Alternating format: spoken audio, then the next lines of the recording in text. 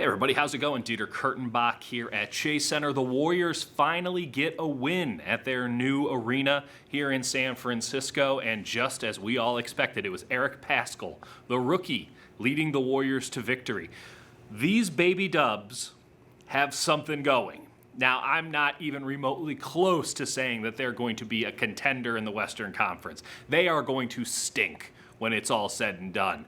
But at least they're going to play with some style and some energy. They're going to play the Warriors brand of basketball. They just don't have the talent to really keep up. But tonight, they caught a team sleeping, and they deserved every bit of their 127-118 win over the Portland Trail Blazers. Let's go over the three big things from this one. Number one, it was Eric Paschall's birthday, and he played just absolutely fantastic basketball. I did not see this coming from the 41st overall pick in the NBA draft. I liked Pascal coming out of Villanova. He was a four-year player there, competent, NBA-ready body, could kind of do it all. He was going to be a really good role player, in my opinion, for this team. I didn't see him dropping 34 points and picking up 13 rebounds and beating the Portland Trail Blazers almost single-handedly. I did not see that coming. Clearly, the Warriors have a little bit more than they expected in Eric Paschall, and that is good news no matter how you view this season for the Warriors, whether this is sort of the beginning of the end or the end of the beginning, if he's going to be a role player going forward, or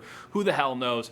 There's just something to chew on with this player, and he's had a couple of really good games in a row. I don't think that this is any sort of a myth or a fluke or a one-off. I don't think he's going to go for 34 every night, but he can play, and certainly is not afraid of anybody in the NBA, and that is incredible to watch.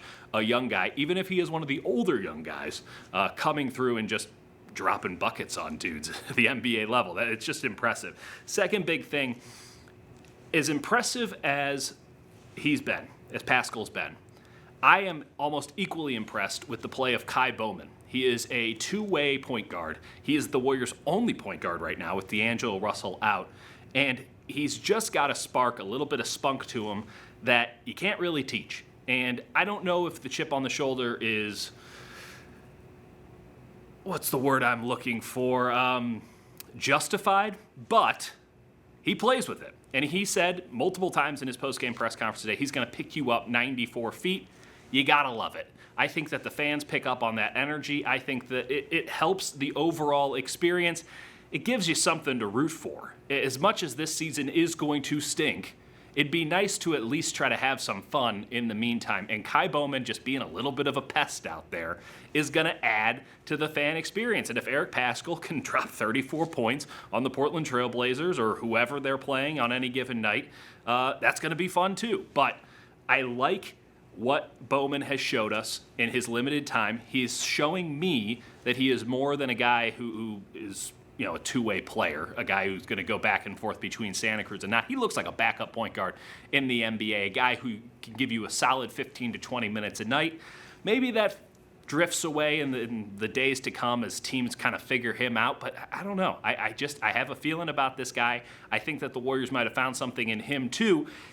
And when you consider what we thought we were getting in Paschall and what the Warriors are now kind of getting in Bowman, that is a big bonus. Again, we don't know what these Warriors are going to look like in a couple of weeks, in a couple of months, in a year from now. We don't know. But Bowman, he looks like a keeper. Third thing, I mentioned kind of the enjoyment that the Baby Dubs kind of gave everybody, not just in that game against Charlotte, which, by the way, was kind of a laugher at the end. The talent really showed through in the fourth quarter when they just couldn't get anything done, but also in tonight's game where they wanted it so bad and they got over the finish line in this one. My concern is that when DeAngelo Russell comes back, a lot of that joy is going to go away. Not because Russell isn't a tremendous player. He is a truly gifted offensive force. But because of the style of basketball that he plays, it's almost the antithesis to what the Warriors want to do. Steve Kerr, I think, really enjoys coaching this young team. Now, it stinks. He's losing. No one likes losing. But they get to play, again, the Warriors style. And that means pushing the ball, moving the rock, kind of just playing with a little bit of grit and grind. And DeAngelo Russell wants to basically play the James Harden style of offense. It's a high pick and roll, a very slow high pick and roll. The game kind of goes into the muck, and it's not very enjoyable to watch. If the Warriors have really nothing to gain from this season other than maybe they find a player or two and get a high draft pick out of the whole thing, wouldn't it be better just to play the more enjoyable brand of basketball as opposed to kind of having Russell drag everything down? Because when Russell comes back, he is going to be the number one offensive player on this team. You can't tell me that Eric Paschall is a better offensive player than DeAngelo Russell. And certainly no one even comes close behind Eric Paschall. So I'm fascinated to see when Russell does come back, and he is expected back sooner than Draymond Green and certainly Steph Curry and Klay Thompson beyond that, how the Warriors adapt to that. Because this was fun tonight.